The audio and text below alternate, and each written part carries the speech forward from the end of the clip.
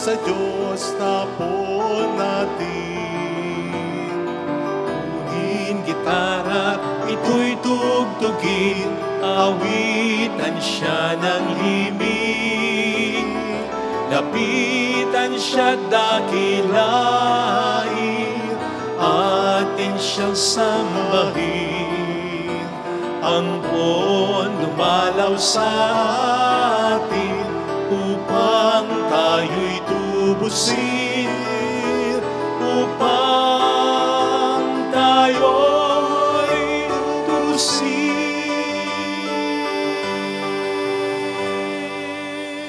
Sa ngalan ng Ama at ng Anak ng Espiritu Santo. Amen. Sumainyo ang Panginoon. At sumaiyo rin. Gunitain natin kaisa ng buong simbahan, si San Benito, isang abad, upang tayo maging marapat sa misang ito. Halina't magsisimuna sa ating mga kasalanan. Tayo pong lahat, inaamin ko sa makapangyarihang Diyos at sa inyo mga kapatid, na lubha akong nagkasala sa isip, sa salita at sa gawa, at sa aking pagkukulang. Kaya sinasamo ko sa mahal na Birheng Maria, sa lahat ng mga anghel at mga banal, at sa inyo mga kapatid, ako'y panalangin sa Panginoong ating Diyos. Kaawaan tayo na mapagmahal na Diyos, patawarin sa ating mga sala, at patnubayan hanggang sa buhay na walang hanggan. Amen. Panginoon, kaawaan mo kami. Panginoon, kaawaan mo kami. Kristo, kaawaan mo kami. Kristo, kaawaan mo kami. Panginoon, kaawaan mo kami. Panginoon, kaawaan mo kami. Iyuko natin ang ating ulo, ibulong sa Panginoon ang ating intensyon. Pagdasal natin ang mga kababayan nating nagtatrabaho sa ibang bayan, sa ibang lugar, para maitaguyod ang kanilang pamilya, mga breadwinner ng pamilya. Pagdasal natin ang mga may sakit, at ganyan din ang mga nag-aalaga sa kanila. Pakisama po sa dasal ang mga tumutulong din sa ating simbahan. Manalangin tayo. Ama naming makapangyarihan, itinampok mo ang abad na si San Benito bilang dakilang tagapagturo sa mga nagpapakadalubhasa sa paglilingkod sa iyo. Tanging pag-ibig sa iyo ang amin nawang mapahalagahan para taluntunin naming maliksi at bigay na bigay ang landas ng pagsunod sa iyong kautusan. Sa pamamagitan ni Jesucristo, kasama ang Espiritu Santo magpasa walang hanggan. Amen. Ang salita ng Diyos mula sa aklat ni Propeta Oseas. Ito ang sinasabi ng Panginoon. Nang bata pa ang Israel, siya'y aking minahal na parang tunay na anak, at inilabas ko siya sa Ehipto. Ngunit habang siya'y tinatawag ko, lalo naman siyang lumalayo. Lagi na lamang siyang naghahandog sa mga Diyos-Diyosan at nagsusunog ng kamanyang sa kanilang mga Diyos-Diyosan. Ako ang nagturo kay Ephraim na lumakad. Kinalong ko siya, subalit hindi nila alam na ako ang nangangalaga sa kanila. Pinatnubayan ko sila ng buong pagmamalasakit at pagmamahal. Ang katulad ko'y isang nag-alis ng busal sa kanilang bibig, at yumuko ako upang sila'y mapakain. Nagtatalo ang loob ko at nanaig sa aking puso ang malasakit at awa. Hindi ko ipadarama ang bigat ng aking puot. Hindi ko na muling sisirain ang Ephraim, sapagkat ako'y Diyos at hindi tao. Ang banal na nasa kalagitnaan ninyo, at hindi ako naparito upang magwasak. Ang salita ng Diyos. Salamat sa Diyos. Poon kami iyong iligtas at tanglawan ng iyong sinag. Poon kami iyong iligtas at tanglawan ng iyong sinag. Pastol ng Israel, kami ay pakinggan. Mula sa trono mong may mga kerubin, kami ay tulungan. Sa taglay mong lakas, kami ay iligtas at tubusin sa hirap. Poon kami iyong iligtas at tanglawan ng iyong sinag. Ika'y manunumbalik, O Diyos na dakila. Pagmasdan mo kami mula sa itaas. At ang punong ito'y muling pagyamanin at iyong iligtas. Lumapit ka sana, ang puno ng ubas na itinanim mo ay iyong iligtas. Yaong punong iyon na pinalagumot, iyong pinalakas. Poon kami iyong iligtas at tanglawan ng iyong sinag.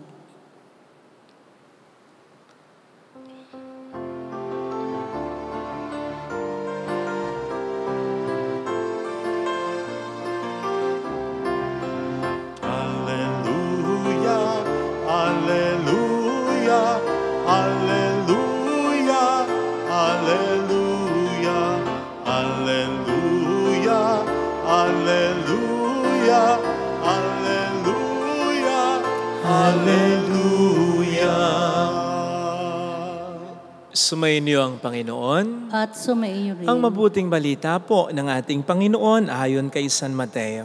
Papuri sa iyo, Panginoon. Noong panahong iyon, sinabi ni Jesus sa kaniyang mga apostol, "Umayo kayo at ipangaral ninyo na malapit ng maghari ang Diyos. Pagalingin ninyo ang mga may sakit at buhayin ang mga patay.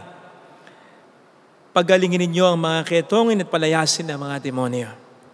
Yamang tumanggap kayo ng walang bayad, magbigay naman kayo ng walang bayad. Huwag kayong magdala ng salapi, maging ginto, pilak o tanso sa inyong mga lukbutan. Huwag din kayong magdala ng supot sa inyong paglalakbay ni bihisan, pampalit na panyapak o tungkod, sapagkat ang magagawa ay may karapatan sa kanyang ikabubuhay. At saan mang bayan o nayon kayo dumating, humanap kayo ng taong karapat-dapat pakituluyan at manatili kayo roon habang kayo nasa lugar na iyon. Pagpasok ninyo sa bahay, sabihin ninyo, maghari nawa ang kapayapaan sa bahay na ito. Kung karapat-dapat ang tao sa bahay na iyon, panatilihin ninyo sa kanila ang inyong bati. Ngunit kung hindi, bawiin nyo ito. At kung ayaw kayo tanggapin o pakinggan sa isang tahanan o bayan, umalis kayo roon at ipagpag ang alikabok ng inyong mga paa. Sinasabi ko sa inyo na sa araw ng paghukom ay higit na mabigat ang ipaparusa sa mga tao sa bayang yaon kaysa dinanas ng mga taga-Sodoma at taga-Gomora." Mga kapatid, ang mabuting balita ng Panginoon. Pinupuri ka namin, Panginoong Hesukristo. Welcome po sa Our Lady of Lasalat, Quasay Parish, kung saan ayos lang umiyak. Nasamahan ka ng mahal na ina sa pag-iyak at sa pagdarasal upang maging maayos ang lahat. Narinig po natin sa ating Ebanghelyo ang isa sa mga mahalagang instructions ng ating Panginoong Hesukristo nang isugo niya ang kanyang mga disipulo. Na i-quote, "Huwag kayong magdala ng salapi, maging ginto, pilak o tanso sa inyong mga lukbutan. Huwag din kayong magdala ng supot sa inyong paglalakbay ni bisan, pampalit na panyapak o tungkod." In other words, travel light. Maglakbay ng magaan lang. Sapagkat ang paglalakbay nga naman ng mabigat ay pupwedeng makaabala sa mga dapat nating gawin sa buhay. Pupwede itong makapagpabagal sa atin, makapagpapagod sa atin ng mabilis. Pupwede itong makasakit sa atin. Pupwede itong makaistorbo sa atin. And besides, Jesus wanted His disciples to trust in the providence and goodness of God. Na basta huwag nilang pabayaan ang misyon nila, hindi sila pababayaan ng Diyos Ama. Something na naranasan mismo ni San Benito.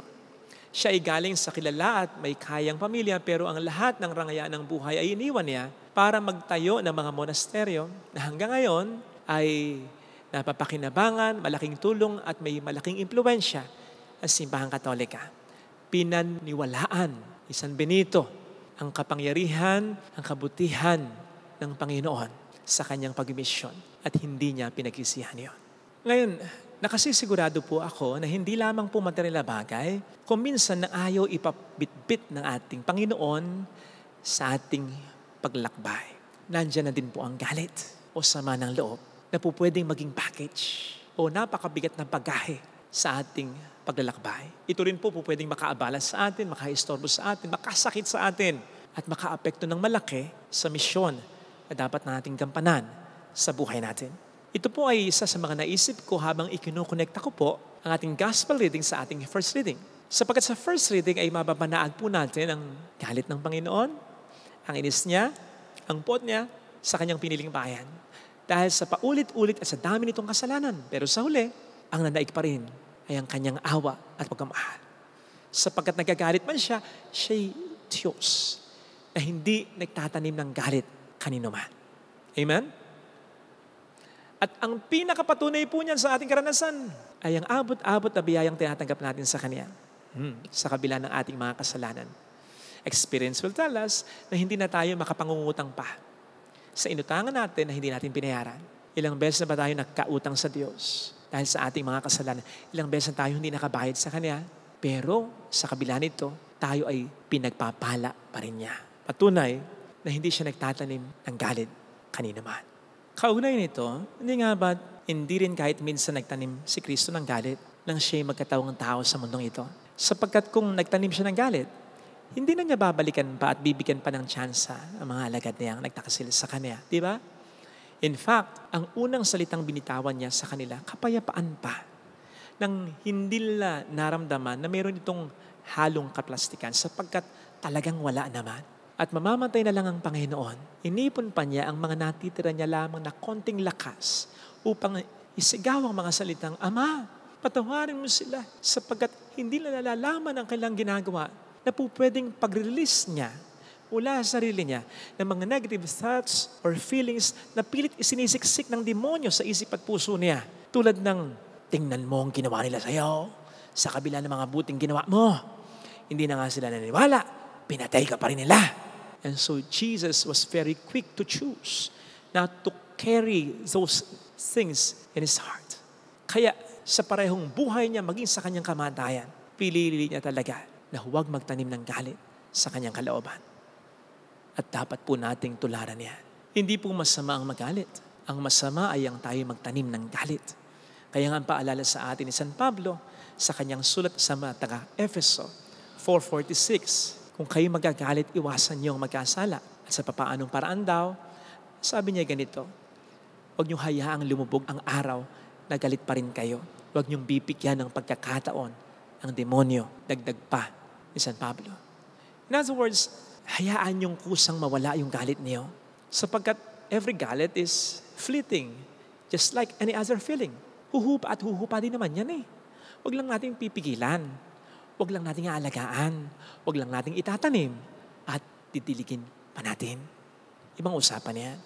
Hindi po laging totoo yung expression na time heals everything, especially kapag pinag-uusapan na igalit natin.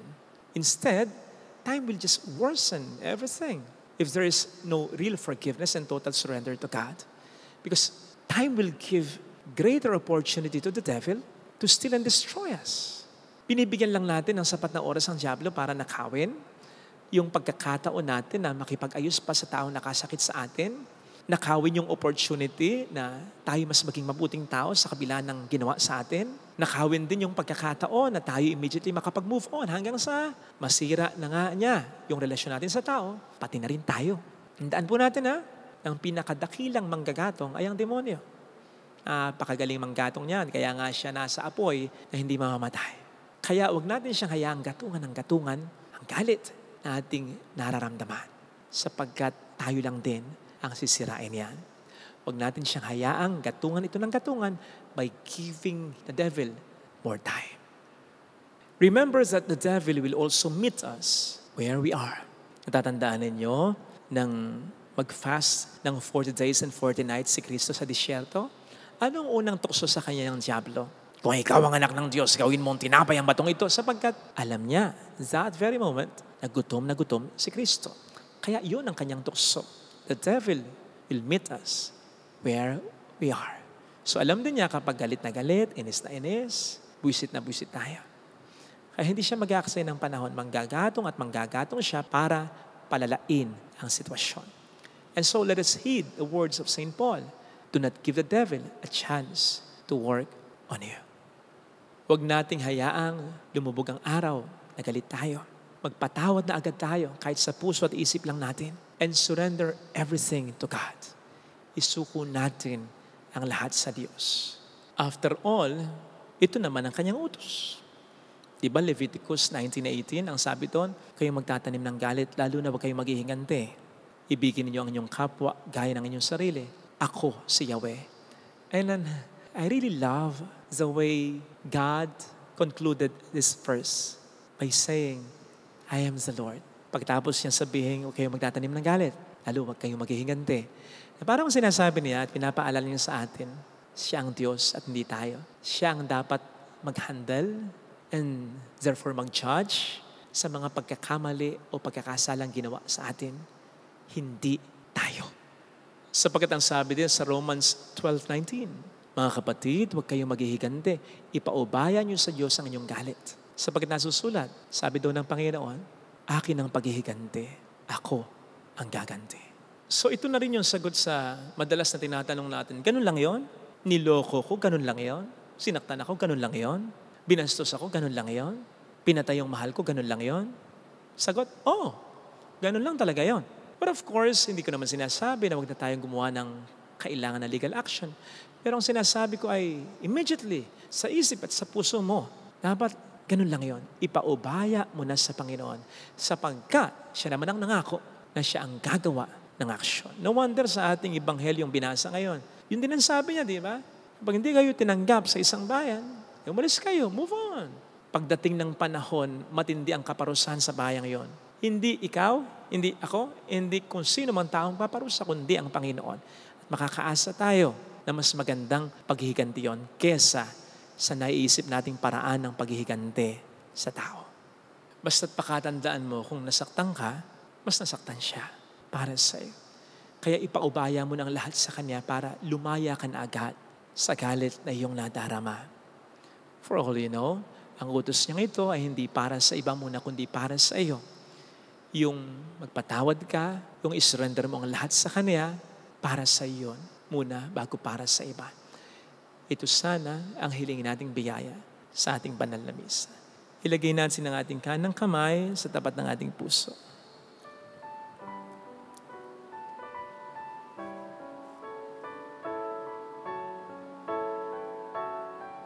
Awitin natin. Alam kong may magagawa ang Diyos.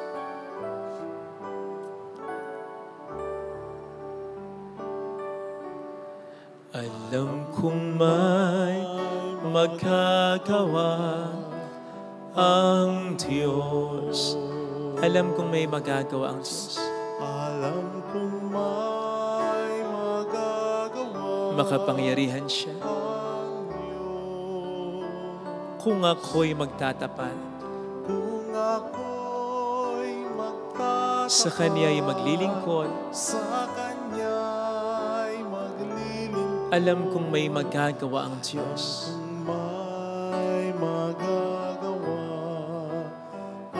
ang Diyos. Alam kong di ringgin ng Diyos ang samo ko, Alam kong di sapagkat mahal niya ako. ringgin ng Diyos ang samo ko.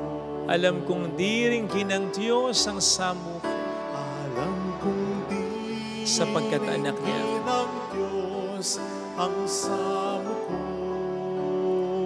Kung ako'y magtatapat, Kung ako'y magtatapat, sa Kanya'y maglilingkod, sa Kanya'y maglilingkod, alam kong di ringgin ng Diyos ang samo ko. ringgin ng Diyos ang samo. Pikit natin ang ating mga mata. Panginoon, pakibalutin mo po ng iyong pagmamahal ang aking puso. Lalo na kung ito'y nasasaktan, nahihirapan, at nasugatan dahil sa kasalanan ng iba. Yung nagmahal ako, yung nagbigay ako, yung sila ang inasikaso ko, yung binigay ko ang lahat pero wala o kulang ang tinanggap ko. At may nangyari pang hindi maganda para saktan ako. Tulungan mo ko, Panginoon, na sa kabila ng lahat ng ito, hindi ako magtanim ng galit sa puso ko. Hallelujah! Habang maaga, tulungan mo kong mabunot na yung galit na aking nadarama. Ayaw ko rin na mapuno ng galit ang puso ko, na alisin na ang tsansa na makaayos ko pa yung tao, lalong-lalo na kung para sa akin naman ay mahalaga ito. Tulungan mo ko, Panginoon, na wag mabuhay sa galit. Tulungan mo kung makalaya, babalik ang Panginoon upang tayo ay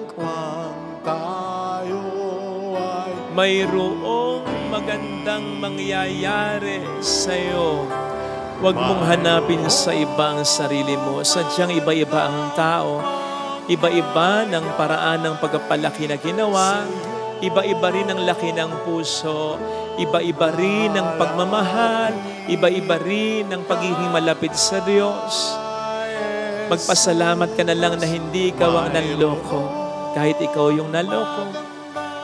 Hindi na lang ikaw yung nakasakit kahit na ikaw yung nasaktan. Hindi na ikaw na lang yung walang utang na loob kahit hindi tumanaw sa iyo ng utang na loob. Magpasalamat ka na lang, hindi sa ikaw ay nagyayabang, kundi dahil sa alam mo na mali yan. Papuri sa Ama at sa Anak sa Espiritu Santo. Kapara ng sa unang-una, ngayon magpakailanman, magpa sa walang hanggan. Amen. Pag-aalay.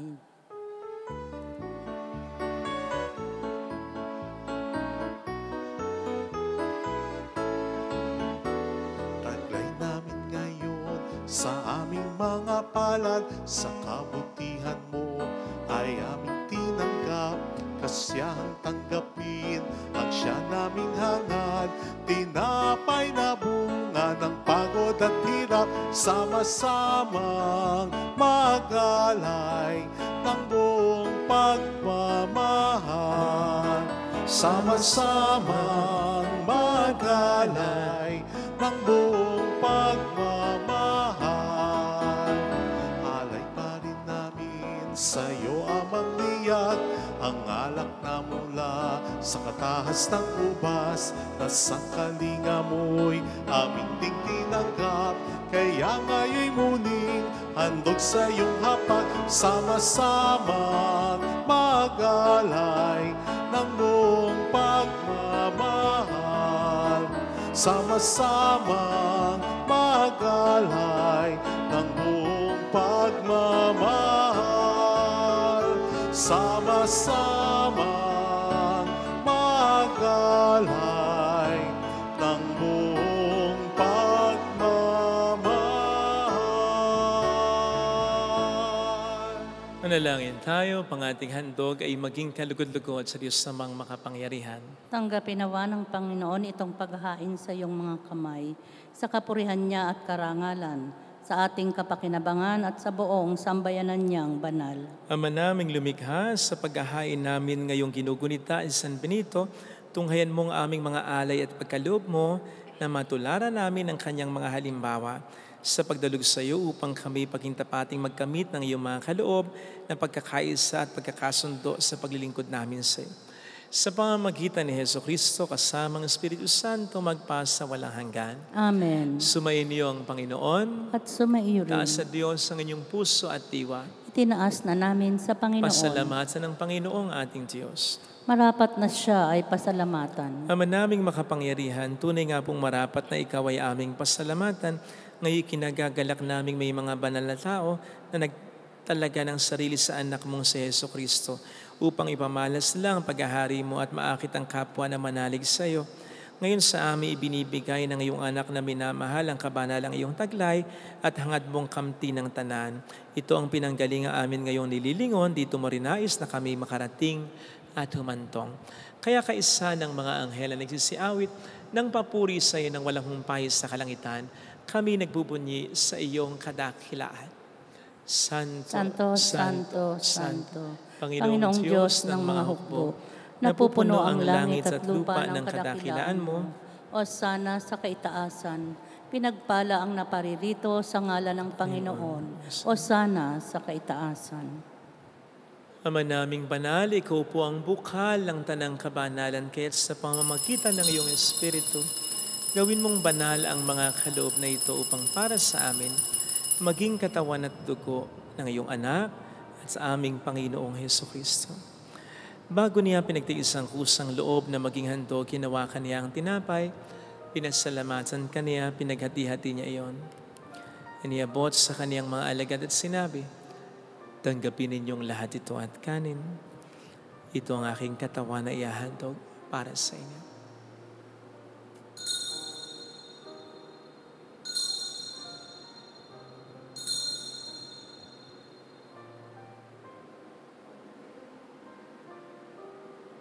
Kaya hindi naman nang matapos ang hapunan, nanawakan niya ang kalis. Muli kaniyang pinasalamatan, iniabot niya ang kalis sa kaniyang mga alagad at sinabi, tanggapin ninyong lahat ito at inumin. Ito ang kalis ng aking dugo ng bago at walang hanggang tipan. Ang aking dugo na ibubuhos para sa inyo at para sa lahat. Sa ikapagpatawad ng mga kasalanan, gawin niyo ito sa pag-alala sa akin.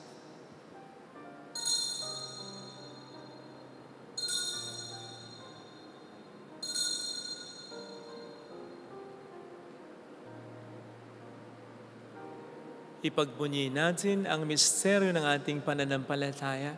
Si Kristo'y namatay, si Kristo'y nabuhay, si Kristo'y babalik sa wakas ng panahon. Ama, ginagawa namin ngayon ang pag-alaala sa pagkamatay at muling pagkabuhay ng iyong anak.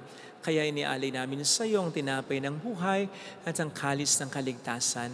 Kami po'y nagpapasalamat dahil kami iyong minarapat na tumayo sa harap mo para maglingkod sa iyo. Sinasamo namin kami na magsasalo sa katawan at dugo ni Kristo ay mabuklod sa pagkakaisa sa pamamagitan ng Espiritu Santo. Ama, lingapin mo ang iyong simbahang laganap sa buong daigdig. Puspusin mo kami sa pag-ibig. Kaysa ni Francisco na aming Papa, ni Dennis na aming Obispo at ang Tanang Kaparian, alalahanin mo ang mga kapatid naming nahimlay nang may pag-asang sila'y muling mabubuhay, lalo na po ang aming mga ipagdarasal. Iyuko natin ang ating ulo. Pagdasal natin, alalahanin ang ating mga minamahal na yumao. Kaawaan mo sila at patuloyin sa iyong kaliwanagan. Kaawaan mo at pagkingtapatin kaming lahat na makasalo sa iyong buhay na walang wakas. Kaysa ang mahal na Birhen ng Lazaret, ang ina ng Diyos, isanuse ang kabiyak ng kanyang puso lahat ng mga banal na namuhay dito sa daigdig ng kalugod-lugod sa iyo, may pagdiwang nawa namin ang pagupuri sa ikararangal mo sa pamamagitan ng iyong anak, ang aming Panginoong Hesukristo. Sa pamamagitan ni Kristo kasama niya at sa Kaniya, ang lahat ng parangal, papuri ay sa iyo, Diyos amang makapangyarihan, kasama ang Espiritu Santo, magpa sa walang hanggan. Amen. Sabay-sabay tayong tumawag sa ating Ama.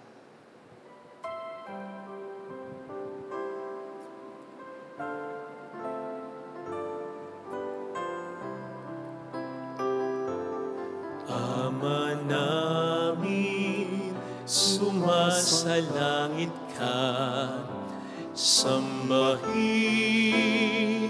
ang ngalan mo, mapasa amin ang kaharian mo, sundin ang loob mo dito sa lupa para nang sa langit. Bigyan mo kami ngayon ng aming kakanin sa araw-araw at patawarin mo kami sa aming mga sala para na pagpapatawad namin sa nagkakasala sa amin at huwag mo kami ipahintulot sa tukso at ihadya mo kami sa lahat ng masama.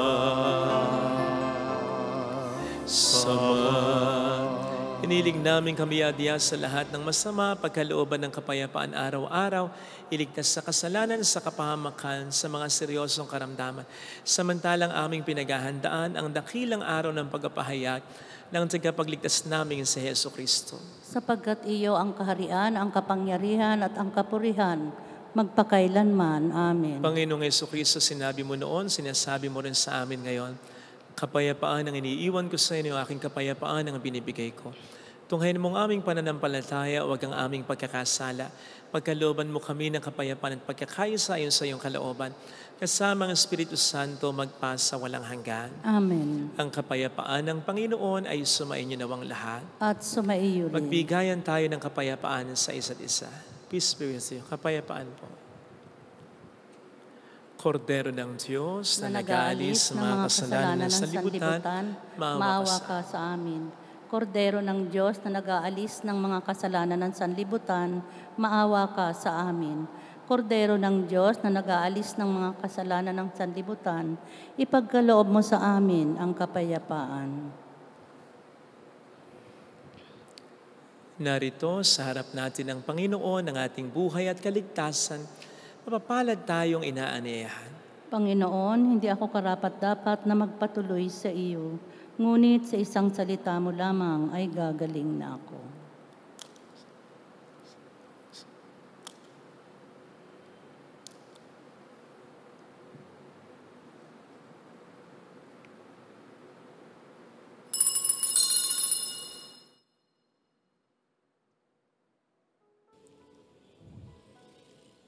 Panalangin para sa espiritual na pakikinabang. Panginoong Hesus, ako ay naniniwala na ikaw ay nasa kabanal-banalang sakramento. Iniibig kita ng higit sa lahat at ninanasa kong tanggapin ka sa aking kaluluwa. Sapagkat sa mga sandaling ito, hindi kita matatanggap sa sakramento. Tumuloy ka sa espiritu sa aking puso. Niyayakap kita na para bang naririto ka na. Inaalay ko ng buong buo ang aking sarili sa iyo. Huwag mong hayaang mawalay ako sa iyo. Amen. Sa buhay ko,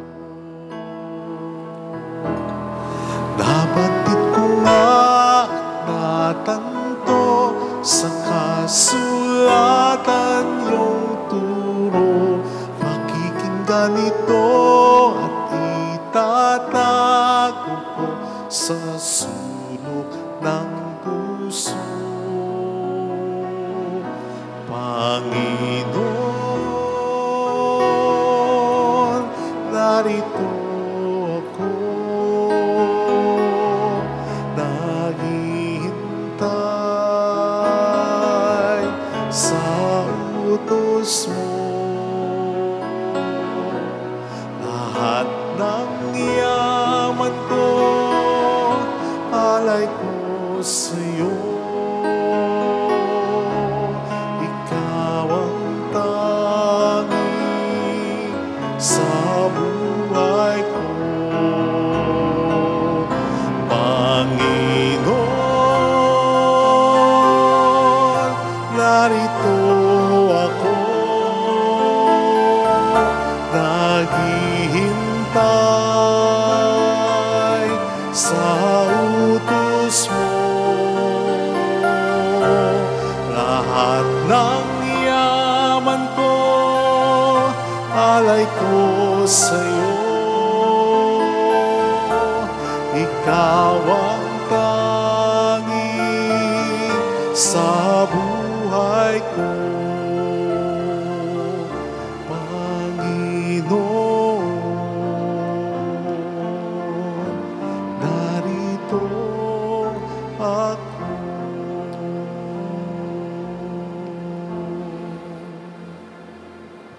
Manalangin tayo.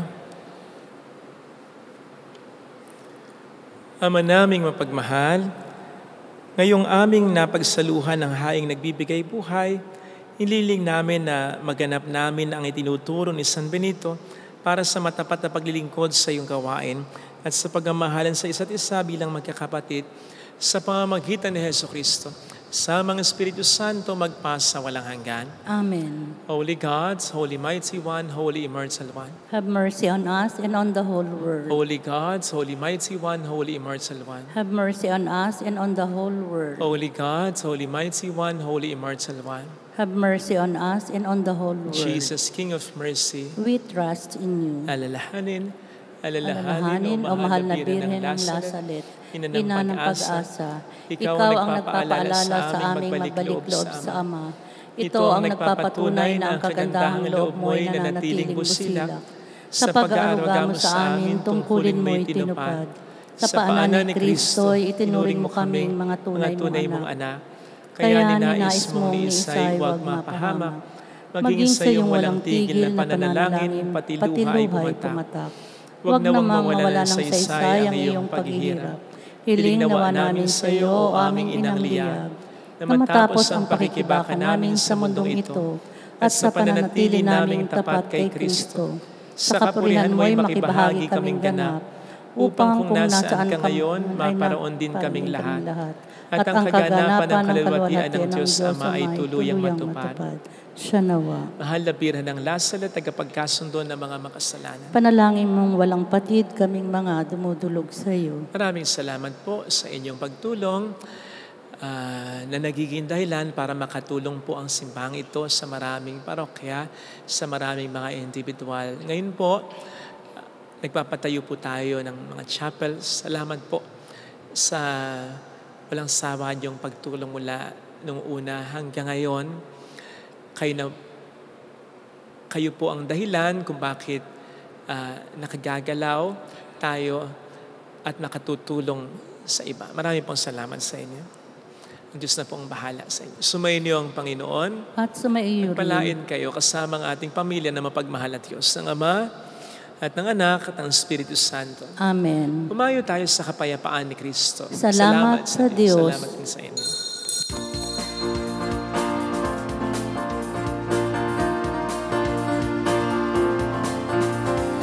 Mary, Mother of the Lord, hear a prayer we sing to you. Let your tears sip in our minds and hearts as once they fell at Lasalet. Tell your people how to live again. Tell your people how to sing again. Tell your people how to dance again. Tell your people how to pray again. Mary, Mother of the Lord, here's a prayer we sing to you. Let your tears sip in our minds and hearts as once they fell at Lasalet.